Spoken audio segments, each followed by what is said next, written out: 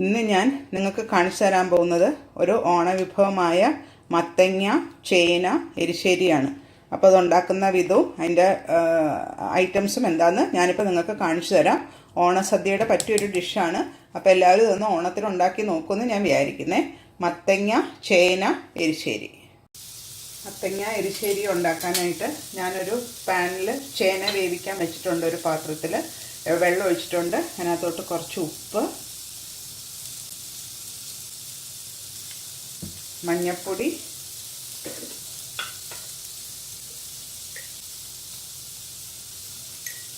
പിന്നെ കുറച്ച് മുളക് പൊടി.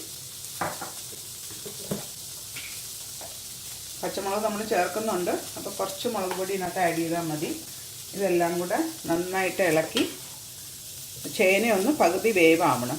ഒരുമാതിരി ചേനയ്ക്ക് വേവുള്ളത് കൊണ്ട് ചേന ഒന്ന് പകുതി വെന്തിട്ട് വേണം നമുക്ക് മത്തങ്ങ പീസസ് ഇതിനകത്തോട്ട് ആഡ് ചെയ്യാൻ. എന്നിട്ട് ഞാൻ മത്തങ്ങയും ചേനയും മാത്രമുള്ള എരിശ്ശേരിയാണ്, രണ്ടും കൂടെ ചേർത്തുള്ള എരിശ്ശേരിയാണ് നിങ്ങൾക്ക് കാണിച്ചു തരുന്നത്. അപ്പോൾ ഓണസദ്യ ഒരു ഡിഷായിട്ട് ഇത് നിങ്ങൾ കൂട്ടുമെന്ന് ഞാൻ വിചാരിക്കുന്നു. അപ്പോൾ അതൊന്ന് ഉണ്ടാക്കി ട്രൈ ചെയ്ത് നോക്കുമല്ലോ. ഇനിയിപ്പോൾ ഇതൊന്ന് നമുക്ക് മൂടി വെച്ചിട്ട് വേവിച്ചെടുക്കാം. ഒരു പകുതി വേവാവണം. ഒരു 10-15 മിനിറ്റ് എടുക്കും. അത് ഓരോ ചേനയെ ഡിപ്പെൻഡ് ചെയ്തിരിക്കും. അപ്പോൾ ഷുഗറിൽ വേവിക്കാൻ ഇൻട്രസ്റ്റ് ഉള്ളവർക്ക് അങ്ങനെ വേണമെങ്കിൽ ചെയ്യാം. ഞാനിപ്പം അത് ചെറിയ തീയിലിട്ടിട്ട് ഒരു 10 മിനിറ്റ് കഴിഞ്ഞിട്ട് നോക്കാം വെന്തിട്ടുണ്ടോ എന്ന്. ഇപ്പോൾ ഒരു 5-10 മിനിറ്റ് കഴിഞ്ഞു. ഞാൻ നോക്കുക, ചേനയൊക്കെ ഒരുമാതിരി വെന്ത് വന്നിട്ടുണ്ട്. ഇനിയിപ്പോൾ എന്താ ചെയ്യണമെന്ന് വെച്ചാൽ ഞാൻ വേറൊരു പാനിൽ ഇപ്പോൾ ഒരു ചെറിയ മത്തങ്ങയുടെ കഷ്ണം ചെറുതായിട്ട് അരിഞ്ഞ് ഇവിടെ വെച്ചിട്ടുണ്ട്. അതിനകത്തോട്ട് കുറച്ച് കറിവേപ്പില ഇട്ടിട്ടുണ്ട്. എന്നിട്ട് നമുക്ക് ഈ ചേന വേവിച്ചത് ഇതിനകത്ത് ഇട്ടിട്ട് ഇത് രണ്ടും കൂടെ ഒന്നിച്ച് നമുക്ക് വേവിച്ചെടുക്കാം.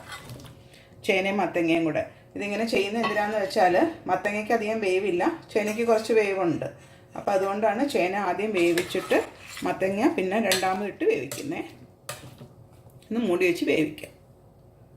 ഇപ്പോൾ ഒരു 5 മിനിറ്റ് കഴിഞ്ഞു. ഞാൻ അടപ്പൊന്ന് മാറ്റി നോക്കുക. നമ്മുടെ മത്തങ്ങയും ഒക്കെ നന്നായിട്ട് വെന്തിട്ടുണ്ട്. ഇത് സ്പൂൺ കൊണ്ട് തന്നെ ഇങ്ങനെ ചെറുതായിട്ടൊന്ന് ഉടയ്ക്കുക. അല്ലെങ്കിൽ നമ്മളിങ്ങനെ ഒരു ചെറിയ പുള്ളക്കല്ല് വെച്ചിട്ടും ഇതിനെ ഒന്ന് ഉടച്ചെടുക്കണം. ഇത് ഉടച്ച് കഴിഞ്ഞിട്ട് എങ്ങനെ ഇരിക്കുന്നത് ഞാനിപ്പോൾ കാണിച്ചു തരാം. ഞാൻ ഇത് വെച്ചിട്ടാണ് ചെറുതായിട്ട് ഇതൊന്ന് ഉടച്ചെടുത്തത്. അപ്പോൾ നിങ്ങൾക്ക് കാണാം അതെല്ലാം ഒന്ന് ഉടഞ്ഞ്. എന്നാൽ ചിലത് കുറച്ച് കടിക്കാനും കിട്ടും. തീരെ പായസം പോലെ അങ്ങ് ഉടയണ്ട. സ്പൂൺ കൊണ്ട് തന്നെ കുറച്ച് ഉടച്ചാൽ അങ്ങ് കയ്യിൽ കൊണ്ടൊക്കെ ആണെങ്കിൽ ശരിക്കും അങ്ങ് ഉടഞ്ഞ് കിട്ടിക്കോളും. അപ്പോൾ ഞാനത് വെച്ചിട്ട് നന്നായിട്ട് ഉടഞ്ഞിപ്പോൾ അതിന് ഒട്ടും അധികം ലിക്വിഡൊന്നുമില്ല.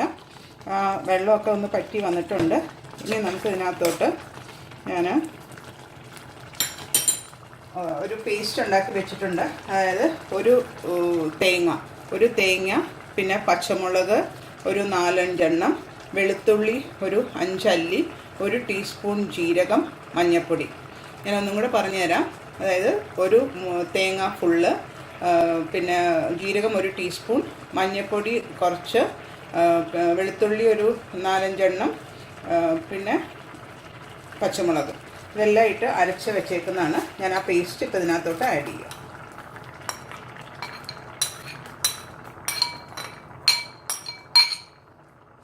പിന്നെ ആ മിക്സി അരച്ച കഴുകിയ ആ വെള്ളം കൂടെ നമുക്ക് ഇതിനകത്തോട്ട് ആഡ് ചെയ്ത് ചേർക്കാം.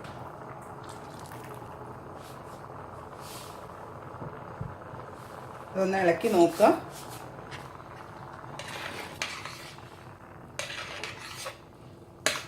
കണ്ടോ, ഇപ്പോൾ ഈ കൺസിസ്റ്റൻസി മതിയാവും മിക്കവാറും. നമ്മുടെ നല്ല മത്തങ്ങ ചേന എരിശ്ശേരി റെഡിയായി. ഇനി ഇതിനകത്ത് നമുക്ക് കടുക് വറുത്ത് മുകളിലിട്ടാൽ മാത്രം മതി. കടുകിൻ്റെ കൂടെ പിന്നെ എരിശ്ശേരിക്ക് സാധാരണ നമ്മൾ തേങ്ങയും കൂടെ വറുത്തിടും. അതാണ് അതിൻ്റെ ടേസ്റ്റ്. കുറച്ച് തേങ്ങ ഇങ്ങനെ മുകളിൽ കടിക്കാൻ കിട്ടണം. ഇത് നമ്മൾ നല്ല ഒരുമാതിരി പേസ്റ്റ് ആക്കിയിട്ടാണ് ഇപ്പോൾ ഈ പേസ്റ്റ് ഇപ്പോൾ ചേർത്തേക്കുന്നത്. ഇനി മുകളിലിടുന്നത് കുറച്ച് ഫുൾ തേങ്ങ ചിരകിയത് നമ്മളൊന്ന് എണ്ണയിലൊന്ന് വറുത്തൊരു ലൈറ്റ് ബ്രൗൺ കളറാക്കി ഇതിൻ്റെ മുകളിലോട്ട് ഇടും. അപ്പം നിങ്ങളിപ്പോൾ എല്ലാവരും കണ്ടല്ലോ, ഓണത്തിന് ഉണ്ടാക്കാൻ പറ്റിയ നല്ല ഒരു മത്തങ്ങ ചേന എരിശ്ശേരി. പിന്നെ ഇതിൻ്റെ പല വേർഷൻസ് ഉണ്ട്. മത്തങ്ങ കായയും വെച്ചിട്ട് എരിശ്ശേരി ഉണ്ടാക്കാം, മത്തങ്ങ വൻപയർ വെച്ചിട്ടുണ്ടാക്കാം. ചിലരിത് എല്ലാം കൂടെ ചേർത്തുണ്ടാക്കും. മത്തങ്ങയും വൻപയറും കായും ചേനയും എല്ലാം കൂടെ വെച്ചിട്ടും ഉണ്ടാക്കും. അപ്പം ഞാൻ ഇപ്രാവശ്യത്തെ ഓണത്തിന് മത്തങ്ങയും ചേനയും കൂടെ ഉള്ളതാണ് നിങ്ങൾക്ക് കാണിച്ചു തരുന്നത്. നിങ്ങൾക്കും എല്ലാവരും ഇത് വീട്ടിൽ അവൈലബിൾ ഉള്ള വെജിറ്റബിൾ തന്നെയാണ്, എല്ലാവർക്കും ഉണ്ടാക്കാനും ഒരു ബുദ്ധിമുട്ടില്ല. ഇത് പിന്നെ കുറേ പേർക്ക് വീട്ടമ്മമാർക്ക് അറിയാവുന്ന റെസിപ്പിയാണ്. ഇത് അറിയാൻ വയ്യാത്തവർക്ക് വേണ്ടി മാത്രം ഞാൻ കാണിച്ചു തരുന്നതാണ്. ഓണത്തിന് കുറച്ച് ഡിഷസ് ഇടണമല്ലോ, അപ്പോൾ അതിലെ മെയിൻ ഇൻഗ്രീഡിയൻസ് ഞാൻ ഇടാമെന്ന് വിചാരിച്ചു. ഇപ്പോൾ ഇതൊരുമാതിരി ഒന്ന് തിളച്ചിട്ടുണ്ട്. ഇപ്പോൾ ഇതിൻ്റെ ഉപ്പൊക്കെ ഒന്ന് നോക്കട്ടെ, എന്നിട്ട് വറുത്തിടുന്ന എങ്ങനെയാണെന്ന് ഞാൻ കാണിച്ചു തരാം. അപ്പോൾ നമ്മുടെ എരിശ്ശേരി ഒരുമാതിരി നന്നായിട്ട് തിളച്ചൊക്കെ വന്നിട്ടുണ്ട്. ഞാൻ ഉപ്പൊക്കെ നോക്കി, ഉപ്പ് നോക്കിയപ്പോൾ കുറച്ച് കുറവുണ്ടായിരുന്നു, അത് ഞാൻ ആഡ് ചെയ്തു. ഇതിപ്പം ആ തേങ്ങ മിക്സ് ചെയ്ത് അതിനകത്ത് കിടന്ന് നന്നായിട്ട് ഇതിപ്പോൾ എല്ലാം ഒന്ന് മിക്സ് ആയിട്ടുണ്ട്, നന്നായിട്ട് തിളച്ച് വന്നിട്ടുണ്ട്. ഇനി നമുക്ക് ചെയ്യേണ്ടത് ഇത് അടുപ്പത്ത് നിന്ന് മാറ്റിയിട്ട് നമുക്ക് കടുക് വറക്കാനായിട്ട് ഒരു പാൻ അടുപ്പത്തോട്ട് വെക്കാം. ഇതിപ്പോൾ അടുപ്പത്തൊന്ന് മാറ്റി ഇപ്പുറത്തോട്ട് വെച്ചു. ഇവിടെ ഒരു പാൻ വെച്ചു. പിന്നെ ഇതിനകത്ത് വെളിച്ചെണ്ണയാണ് ഏറ്റവും നല്ലത് കടുക് വറുത്ത് ഉപയോഗിക്കാനായിട്ട്. അപ്പോൾ ഞാനിപ്പോൾ ഇതിനകത്തോട്ട് ഒരു 2-3 ടേബിൾ സ്പൂൺ വെളിച്ചെണ്ണ ഒഴിച്ചു. പിന്നെ ഇതിനാവശ്യമുള്ള ബാക്കി ഇൻഗ്രീഡിയൻസ് എന്തൊക്കെയാണെന്ന് വെച്ചാൽ ഞാൻ ഇവിടെ കുറച്ച് കടുക് എടുത്ത് വെച്ചിട്ടുണ്ട്. പിന്നെ ഉള്ളി ചെറുതായിട്ട് അരിഞ്ഞത്, വറ്റൽമുളക്, പിന്നെ കറിവേപ്പില, പിന്നെ ഒരു 3 ടേബിൾ സ്പൂൺ നല്ല ചിരണ്ടിയ തേങ്ങ. ഇത്രയുമാണ് നമുക്ക് കടുക് വറക്കാനുള്ളത്. അപ്പോൾ എണ്ണ ഒന്ന് ചൂടായി കഴിയുമ്പോൾ നമുക്ക് കടുക് ഇട്ടൊന്ന് പൊട്ടിക്കാം. ഇത് കടുക് ഇട്ട് പൊട്ടിച്ചിട്ടുണ്ട്. സവാളയും സവാള ഒരു പകുതി മൂപ്പായിട്ടുണ്ട്, നിങ്ങൾക്കിപ്പോൾ കാണാം. ഇനി ഇതിനകത്തോട്ട് ഞാൻ ആ തേങ്ങ തിരുമിയതിട്ടിട്ട് നല്ല ബ്രൗൺ ആയിട്ട് വറുത്ത് എടുക്കണം. നല്ല ബ്രൗൺ എന്ന് പറഞ്ഞാൽ വറുത്തരയ്ക്കുന്നതിൻ്റെ പോലെയല്ല, എന്നാലും നല്ലൊരു ഗോൾഡൻ ബ്രൗൺ ആവണം.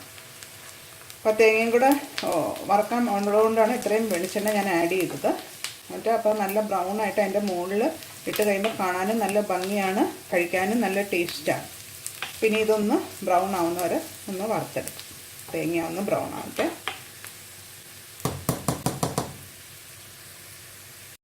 അപ്പോൾ നിങ്ങൾക്ക് കാണാം, കണ്ടോ, തേങ്ങയൊക്കെ നല്ല ബ്രൗൺ ആയി വന്നിട്ടുണ്ട്. ഇനി ഇതിനകത്തോട്ട് നമുക്ക് ആ വറ്റൽമുളകും കറിവേപ്പിലയും കൂടെ ആഡ് ചെയ്യും.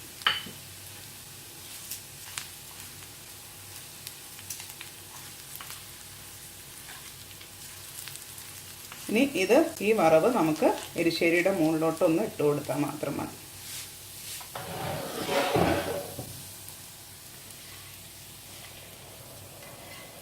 ഞാൻ കുറച്ച് ഒരു ഗാർണിഷിന് വേണ്ടി മാറ്റി വെക്കുകയാണ്. ഈ അടുപ്പിൽ നല്ല ചൂടുള്ളതുകൊണ്ട് അത് നന്നായിട്ട് തിളക്കുകയാണ്.